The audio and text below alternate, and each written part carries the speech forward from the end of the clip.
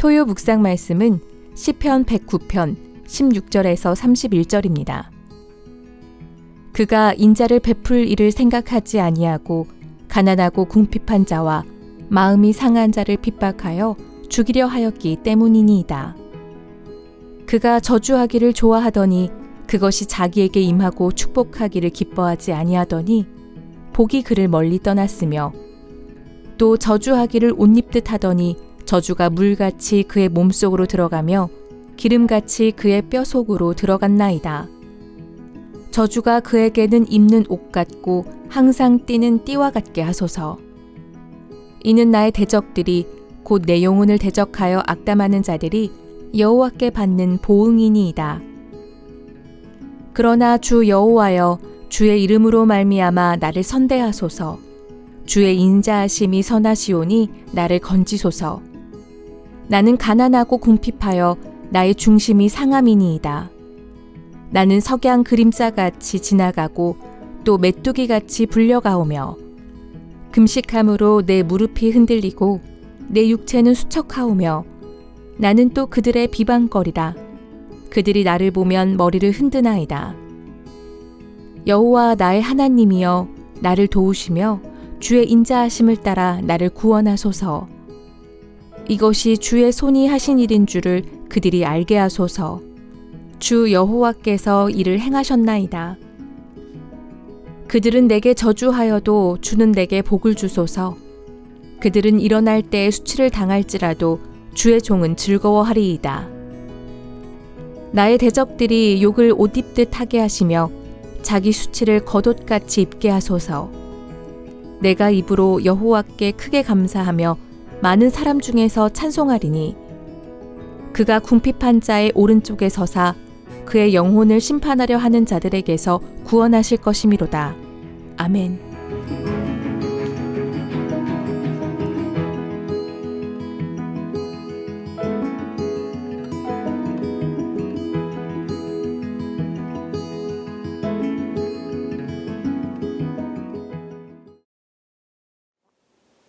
할렐루야. 특별 새벽기도회 3주차를 진행하시느라 너무 수고 많으셨습니다. 이 3주를 지나서 이제 새벽 경건에 단련되었을 것이라고 생각을 합니다. 변함없이 오늘처럼 평상시에도 새벽을 깨우며 말씀을 묵상하며 나아가는 하나님의 말씀의 사람 되시기를 주님의 이름으로 축원드립니다. 오늘 말씀의 제목은 심령이 가난한 자의 간절한 기도, 심령이 가난한 자의 간절한 기도, 부제로서는 저주에서 은혜와 구원으로 라는 제목으로 함께 말씀을 나누도록 하겠습니다. 시편 109편 말씀은 시편 중에서 대표적인 저주 기도에 해당된다고 할 수가 있습니다. 시인이 지금 심히 곤란한 처지에 있고 또 억울한 상황에 놓여져 있습니다. 그럴 때에 시인은 지금 그 대적을 향해서 하나님을 향해 저주를 쏘아붓는 그런 기도를 지금 하고 있습니다. 오늘 본문 시편 109편 후반부인데요. 전반부에서는 여러 가지 저주의 목록들이 나타납니다. 그 대적들의 모든 가정과 또한 후손들까지 주께서 다 멸하여 주시기를 기도하고 있습니다. 저주 기도는 여러분 어떻습니까? 이런 기도를 들으면 여러분 마음이 어떻습니까? 불편하십니까? 그런데 그렇습니다. 이 저주 기도의 능력은 저주 기도에도 능력이 있는 것이죠. 저주를 하는, 그러니까 저주를 하게 되는 대상자인 대적을 향해서 지금 쏘아붙이고 있지 않는다는 것입니다. 현재 지금 저주 기도를 하는 이 다윗, 이 표제어가 다윗의 시라고 되어져 있기 때문에 다윗이 지금 어떠한 상황인지 모르겠습니다. 사울 왕에게 쫓길 때라든지 아니면 아들 압살롬에게 쫓길 때라든지 아니면 압살롬에게 쫓길 때 또 시므이에게도 저주를 받지 않았습니까? 그럴 때라든지 여러 가지 상황이 있을 수 있겠지만 다윗은 지금 심히 마음이 가난해져 있고 약해져 있고 또 궁핍해져 있고 곤란한 처지에 있습니다. 그럴 때에 하나님에게만 호소할 수밖에 없는 그런 상황이라는 것을 아는 것이 중요합니다.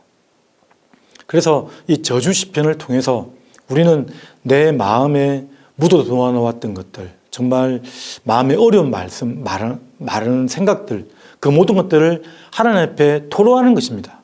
내어놓는 것입니다.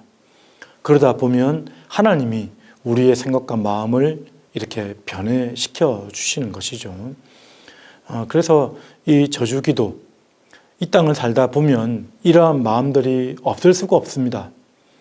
하나님의 사랑이 계속 이 땅에 유지되어지기를 바라는 마음, 죄와 어둠의 세력들이 다 물리쳐지기를 원하는 마음들, 그리고 악인들이 심판을 받고 거짓으로 행하고 죄악을 행하는 자들이 하나님의 심판을 받기를 바라는 마음들, 근데 그러지 않을 때에 마음이 불편하고 힘든 그런 중심의 이런 마음들은 사실은 하나님이 어둠의 세력들을 향한 마음이라는 것을 우리가 느꼈으면 좋겠습니다.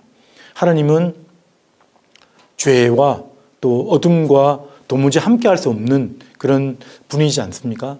죄악과 함께할 수 없는 분이십니다. 그래서 그런 죄악을 향한 하나님의 그 분노하는 마음, 그런 마음들을 이 저주 시편에서도 우리는 녹여져서 우리가 알 수가 있는 것입니다. 4절에 보시면 나는 사랑하나 그들은 도리어 나를 대적하니 나는 기도할 뿐이라.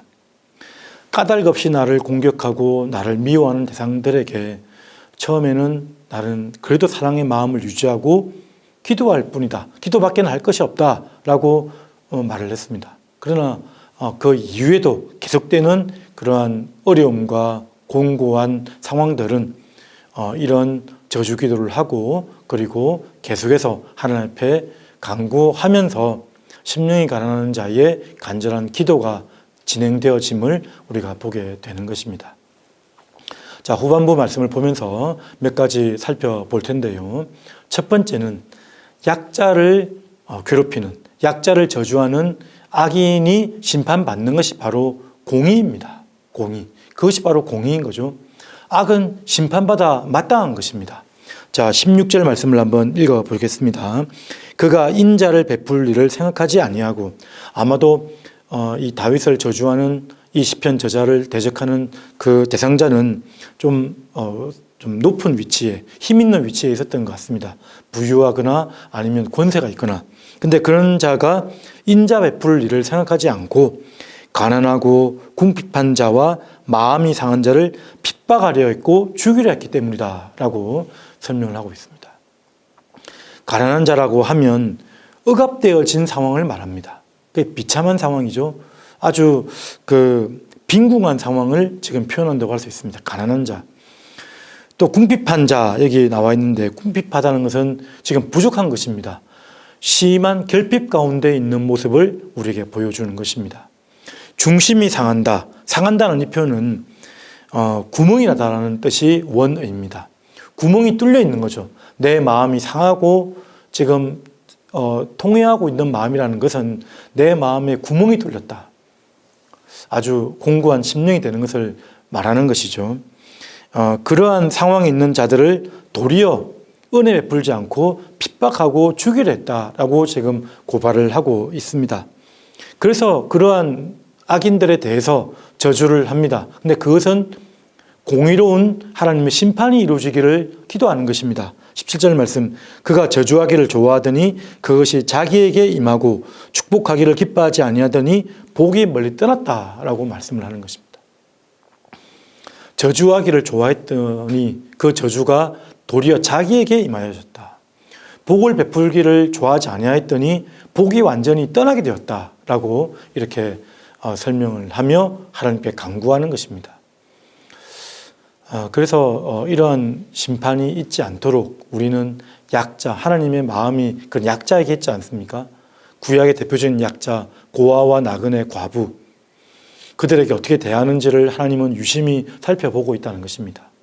우리도 그러한 약자를 우리가 하나님의 마음으로 대하고 친절하게 살피고 그들을 품는 하나님의 마음을 전하는 자들이 되어야 될 것입니다. 18절에도 보면 저주하기를 올립듯 하더니 저주가 물같이 그의 몸 속으로 들어가며 기름같이 그의 뼛속으로 들어갔나이다. 저주를 입에 달고 살았더니, 저주하는 삶을 살았더니 그 저주가 그의 몸속으로, 뼛속으로 임하게 되었다라고 하나님께 간구하고 있습니다. 그래서 20절 말씀에 보면 이는 나의 대적들이 곧 내 영혼을 대적하여 악담하는 자들이 여호와께 받는 보응이 될 것입니다 라고 말씀을 합니다.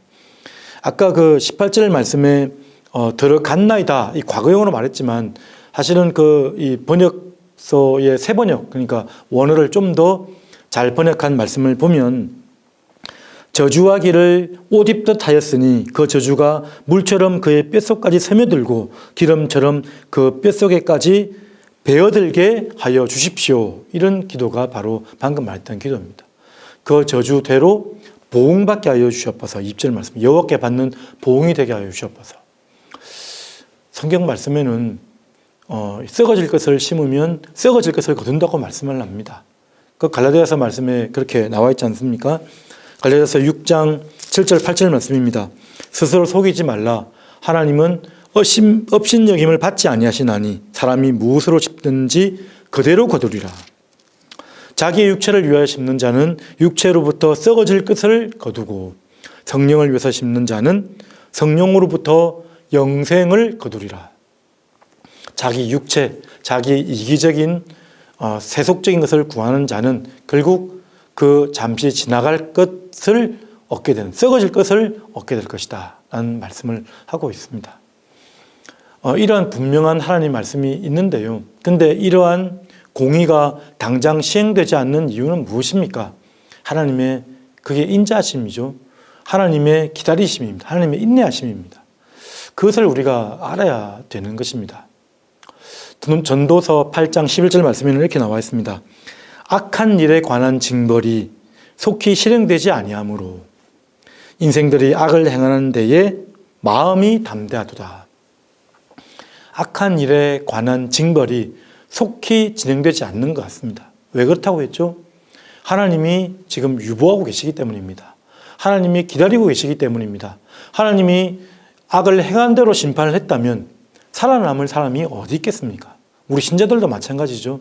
하나님의 크신 은총으로 우리를 기다리고 계시고 우리를 바라보고 계시기 때문에 그러한 징벌이, 심판이 즉시 시행되지 않는 것이죠. 그렇다면 그 시행되지 않는 그 징벌에 대해서 신자들은 하나님의 마음으로 바라볼 수 있어야 됩니다. 마음이 여전히 눌리고 답답하오나 그러나 하나님의 마음으로 함께 기다리고 사랑하고 기도하는 것이죠. 근데 악인들은 악한 일에 대한 징벌이 바로 진행되지 않으니까 담대하게 더욱더 악한 일을 벌인다라고 말씀을 합니다. 궁극적으로 결국 하나님은 심판하시는 것입니다. 마지막 주님 재림하실 때에 하나님은 분명하게 나타나셔서 심판하실 것임을 설명하고 있는 것입니다. 자, 두 번째 이 시편을 보면서 또 설명할 것은 우리를 구원하시는 것은 결국 주님의 이름과 그리고 하나님의 그러한 성품이 나를 살리고 건지신다는 사실을 여러분 기억하시길 바랍니다. 하나님의 이름, 하나님의 그 속성, 하나님의 그 행하신 모든 사역과 그런 하나님의 인격들이, 하나님의 행하신 일들이 결국은 우리를 살리십니다. 하나님의 명예죠. 그리스도의 명예. 자기 백성이라고 부르는 그 자기의 이름 때문에 우리가 살림을 받고 영원히 진멸되지 않는다는 사실을 우리가 기억해야 되는 것입니다. 21절 말씀, 그러나 주 여호와의 주의 이름으로 말미암아 나를 선대하소서. 선대하다는 표현은 하나님이 내 편 되어 주신다는 말입니다. 내 편 되어 주시옵소서. 편들어 주시옵소서. 주의 인자하심이 헤세드죠. 언약에 근거한 하나님의 성실하신 긍휼하신 사랑, 헤세드를 말하는 것입니다. 주의 인자하심이 서나오니 나를 건지소서. 그러니까 내 편 들어주시는 이유는 하나님의 이름 때문입니다. 그리고 나를 건지시는 이유는 주님의 인자하심이 선하시기 때문에 그렇습니다. 그러니까 주님의 인자하심이라는 그 성품, 그리고 주님의 이름이라는 그 명예, 주님의 이름에 능력이 있는 것이죠. 그 이름에 의지해서 예수 그리스도의 이름이 뜻이 무엇입니까? 그가 자기 백성을 그들의 죄에서 구원할 자라고 했습니다. 그가 자기 백성이기 때문에 구원하시는 것입니다. 우리의 어떠함, 우리의 공로가 참으로 초라하고 아무것도 아닌 것입니다. 하나님의 그런 은혜로 이루어진 이 주님의 성품과 그 이름에 의지하고 우리가 받아들여야 될 것입니다. 다시 한번 22절에 보면 나는 가난하고 궁핍하여 나의 중심이 상한다고 말씀을 합니다. 이 말씀이 아까 16절에는 객관적으로 악인들이 가난하고 궁핍하고 마음이 상한 자를 이렇게 저주하고 있다라고 했는데 그 저주한 대상이 바로 나였다라고 이렇게 설명하고 있고 하나님께 호소하고 있는 것이죠. 그래서 우리가 어떠한 존재냐면 우리는 참으로 순간적인 존재입니다. 그래서 그 다음 말씀 23절에 나는 석양 그림자같이 지나가고 야고보서 4장 14절 말씀 같은데 보면 인간의 유약성과 그 나약함을 잘 설명하고 있지 않습니까? 우리의 생명이 무엇이냐? 우리의 생명은 잠깐 지나가는 안개와 같다라고 말씀을 합니다. 하나님 보시기에 우리의 인생 그렇게 길지 않습니다. 하나님 보시기에 안개와 같이 잠깐 있다가 사라지는 존재라고 말씀을 합니다. 볼품없는 존재인 것이죠. 그게 바로 우리 자신입니다. 메뚜기 같이 불려다니며 우리는 흔들리는 존재인 거죠. 중심이 없습니다. 하나님께서 훅 불면 날아가는 존재고요. 우리의 중심도 어떤 상황에 매몰되어져서 그 상황이 그러하면 그렇게 흔들려가고 그 상황이 저러하면 저렇게 흔들려가는 존재가 바로 우리입니다. 하나님 앞에 결코 교만할 수가 없는 것이죠. 우리는 약하고 미천한 존재라는 사실입니다. 사람들이 또 우리를 비방합니다. 25절 말씀해 보면 나는 또 그들의 비방거리라. 그들이 나를 보면 머리를 흔드나이다. 우리는 비방받는 존재였고 그리고 수치와 모독을 받는 그러한 자리에 있었다는 사실을 우리가 기억해야 된다는 것이죠. 그래서 내 마음에 가난하고 궁핍하고 그 약해진 마음들, 그런 마음들을 종합적으로 예수님께서 팔복의 말씀으로 우리에게 주시지 않았습니까? 심령이 가난한 자는 복이 있나니 천국이 그들의 것임이라. 애통하는 자는 복이 있나니 그들이 위로를 받을 것임이고 온유한 자는 복이 있나니 그들이 땅을 기업으로 받을 것임이라고 했습니다. 의에 줄이고 무모한 자는 복이 있나니 그들이 하나님께서 채우시고 배부름을 받을 것이다 라고 분명하게 설명하고 말씀하고 있습니다. 그래서 우리는 더욱더 예수 그리스도의 이름을 의지하고 그가 우리를 구원하신다는 사실을 받아들이며 담대한 믿음으로 나아갈 수 있어야 될 것입니다. 마지막 세 번째는 26절부터입니다. 여호와 하나님의 그 도우심, 그 은혜는 그 간절한 자, 그 가난한 심령이 가난한 자의 간절한 기도에 응답하는 하나님의 은혜는 그런 악인의 저주를 뛰어넘어 쓰시는 능력의 기도입니다. 능력의 은혜입니다. 여호와의 도우심은 더 크다는 사실입니다. 오늘 26절에 보면 여호와 나의 하나님이요 21절에는 주님으로 더 강조했다면 여기서는 여호와의 이름으로 강조하고 있습니다. 하나님을 여호와로 부를 때는 언약적인, 관계적인, 인격적인 하나님으로 우리에게 다가오시는 것입니다. 그래서 여호와 하나님은 더욱더 친밀해져서 나의 아버지 되시는 하나님으로 다가서게 되는 것이죠. 여호와 하나님의 능력에 의지해서 주의 도우심으로 말미암아 우리는 구원을 받게 된다라고 말씀을 합니다. 사실 이 땅에서 어떻게 살아가는 것보다도 더 큰 은혜가 바로 구원받는 것입니다. 무한대의 은혜인 거죠. 무한대의 은혜. 그 구원받는 것의 은혜에 더하여져서 이제 상급과 위로와 하나님의 풍성하심을 우리가 경험하게 되는 것입니다. 구원받은 이후에 27절 보십시오. 이것이 주의 손이 하신 일인 줄을 그들이 알게 하소서. 주 여호와께서 이를 행하셨고 28절에 그들은 내게 저주하여도 주는 내게 복을 주소서. 그들은 끝내 수치를 당할지라도 주의 종은 즐거워하겠나이다 라고 말씀을 합니다.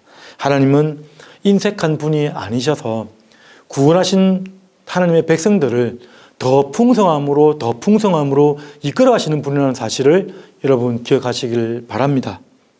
누가 나를 저주하여도 그 저주한 대상자와 대적하는 것이 아니고요, 하나님에게 고소하는 것입니다. 하나님으로 나가는 것입니다. 그렇게 나가다 보면 하나님께 은혜 받은 자이면 그런 대적의 저주를 넘어서는 도우심과 풍성하신 은혜를 베푸시겠다는 말씀을 하는 것입니다. 그래서 3절 말씀에 보면 내가 입으로 여호와께 크게 감사하며 많은 사람 중에서 찬송한다고 말씀을 합니다. 역전의 하나님을 경험하면서 감사의 찬송을 고백하는 것입니다.